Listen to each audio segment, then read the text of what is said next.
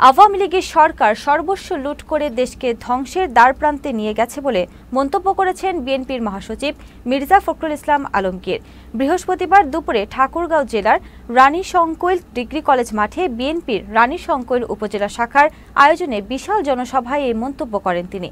ফখরুল বলেন, আওয়ামী সরকার পুরো দেশটাকে ভাগ করে দিয়েছে। পুরো দেশের মানুষ একদিকে আর অন্যদিকে ছিল আওয়ামী লীগ। বিএনপির রানীশংকৈল উপজেলা শাখার সভাপতি মোহাম্মদ আতাউর রহমানের সভাপতিত্বে জনসভায় উপস্থিত ছিলেন জেলা বিএনপির সাধারণ সম্পাদক মির্জা ফয়সল আমিন সহ স্থানীয় নেতা কর্মীরা। আওয়ামী লীগ একতরফাভাবে অত্যাচার নির্যাতন করে গেল, থানায় নিয়ে গিয়ে অত্যাচার করলো, পিটলো, মারলো, মিথ্যা মামলা দিয়ে আসামি করে দিল। আমরা কোনো কথাই বললাম না, তাহলে হবে না।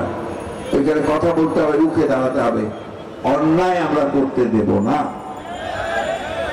বন্ধুগণ, আওয়ামী লীগের সরকার এই দেশটাকে আমি আগে বলছি কবজা করে দিয়েছে। আর একটা সবচেয়ে খারাপ কাজ করছে না, পুরো দেশটাকে ভাগ করে ফেলছে। কি আওয়ামী লীগ আর বাকি সবাই একদিক। আমরা যারা অন্যান্য দল করি, মত করি, আমরা একদিক, ওরা হচ্ছে আওয়ামী লীগ একদিক।